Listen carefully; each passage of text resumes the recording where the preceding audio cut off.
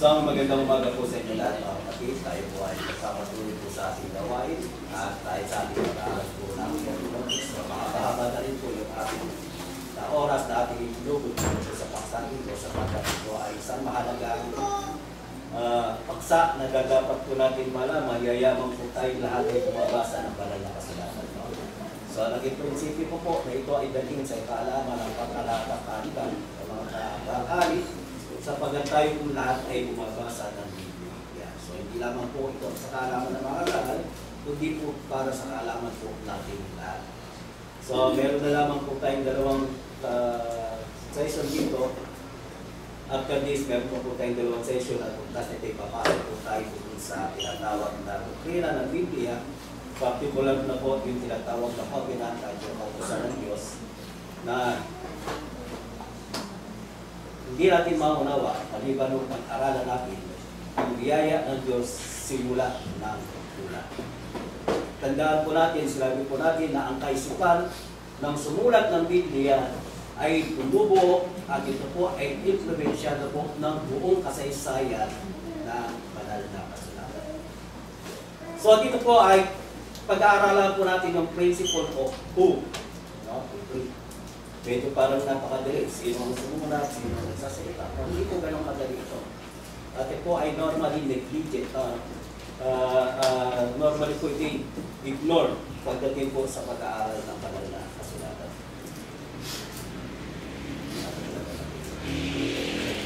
Pero dito po sa atin po, nais ko po balik tanawan po natin yung mga naunang pag-aaral po natin na slides lamang po ito. So hermeneutic as the art and science of interpretation is point for biblical study to unveil the meaning of the verbal expression within a statement. So ito po ay dinesign, yung po salitang hermeneutic, ito po ay dinesign po para po sa biblical study. Bagaman ito po ay dinesign sa biblical study, yung principle po nito, no? Principle po nito ay nasa sa atin po. So it is an art because it requires skills and practicability. So lahat po tayo, may kakanyanan po tayong umunawa, may kakanyanan po tayong tinatawag na mag-interpret ng mga bagay na ating nakikita, naririnig at nalabasa. So ang sabi nga po natin, ang tao lamang po walang kakayanang mag-isip, yung pong tao walang unawa sa sarili. So may mga diferensya po sa pag-iisip. Science is has systematic and methodological principles. At yung systematic and methodological principles na ito po ay fixed. Its fixed principles are integral part of human reasoning that develop intelligent skills in one's meaning. So ito po yung ginagamit natin sa pang-araw-araw po nating buhay. No, kaya po yung tinatawag po natin, yung salita po natin, yung maganda ka at yung pogi ka. So nagbabago po ang kahulugan nito. Batay po kung paano natin gamitin. So, nagbabago ang kahulugan ng salitang maganda ka o pogi ka, depende po kung paano natin ito ibinibigkas. So, nagbabago ito from insult to praise or from praise to insult. Same word, same praise, pero pag nagbago po yung ating intonation, yung paano natin ito binabanggit, nagbabago po ang kahulugan nito. Okay?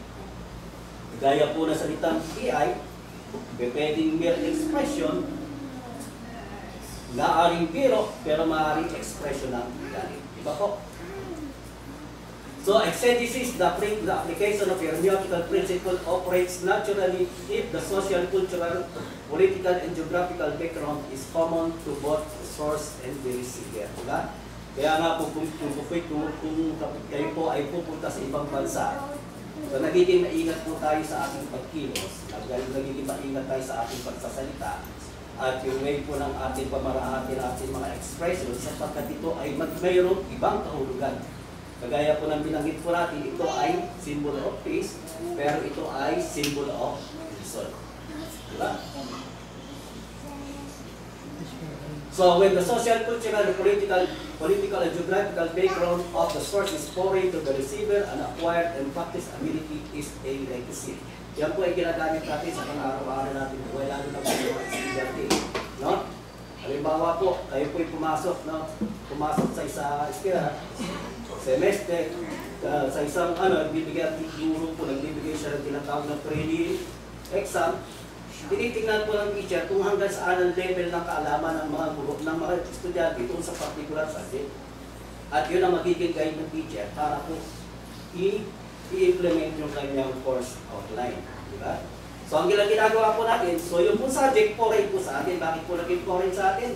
Hindi po natin alam.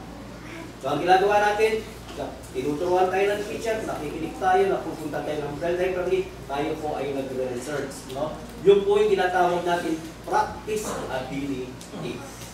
Diba? So hindi natin napapansin. Pero yung ginagawa po natin yan ay isang rules of hermeneutical principles.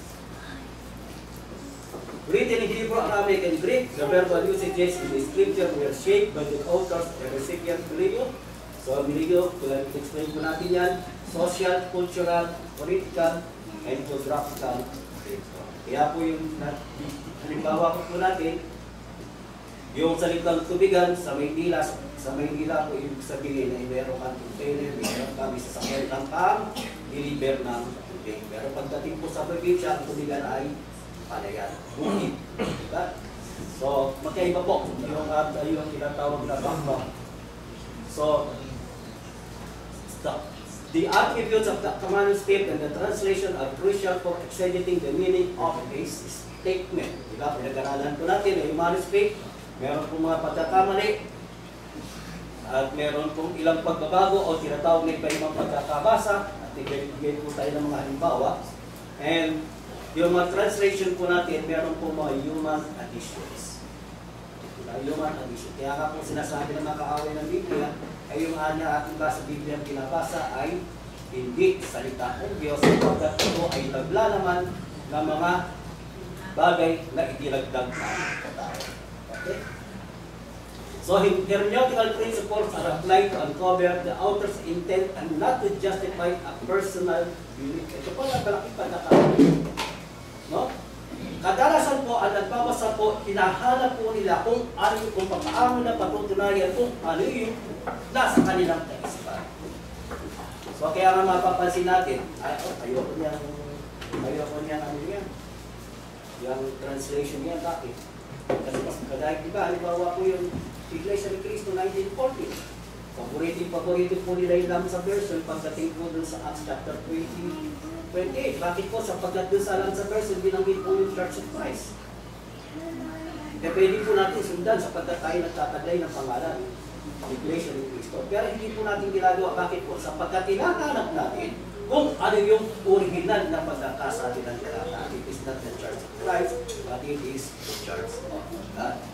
Bagaman yung iglesia ng ating Panginoon ay isang iglesia ng Diyos, eh, hindi po natin ginagawa sapagkat alam po natin, hindi po matuloy ang paggagamit ng talata. Okay? Contrasting religious communities by product of misrepresenting the author's intent based on their own principles. So lahat po ng mga religious organization, po may kanya-kanyang principle. So nagbigay po tayo ng halimbawa, ano nakaraan, di ba? Nagbigay ang misis ko ng instruction sa akin, kung may galing sa hospital, pagdating sa bahay, nabasa ko, sabi, pagkabanggit ko niya ay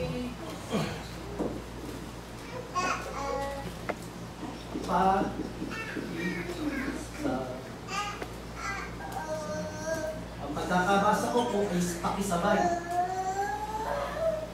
Diba? Pero ang nakasulat po doon sa akin ni Mrs. is pakisabay. So, palibasa po, iba yung aking pagkaunawa, ano pong nangyari? Iba yung aking ginawa. Diba? Anong nangyari? Tatanggal ko yung F, nagawa nito. Which is common pagdating doon sa manuscript. Diba? So, ito yung halimbawa lang po na nangyayari sa ating pangbuhay araw-araw. So, palibasa, mali yung aking pagkaunawa, so mali po yung naging expected action ko. So, ganun din po sa Biblia. Kung mali ang pagkaunawa natin sa Biblia, mali po ang tinatawag na expectation, no? Na mangyayari. So the expected reader's response is relative to the author's intent.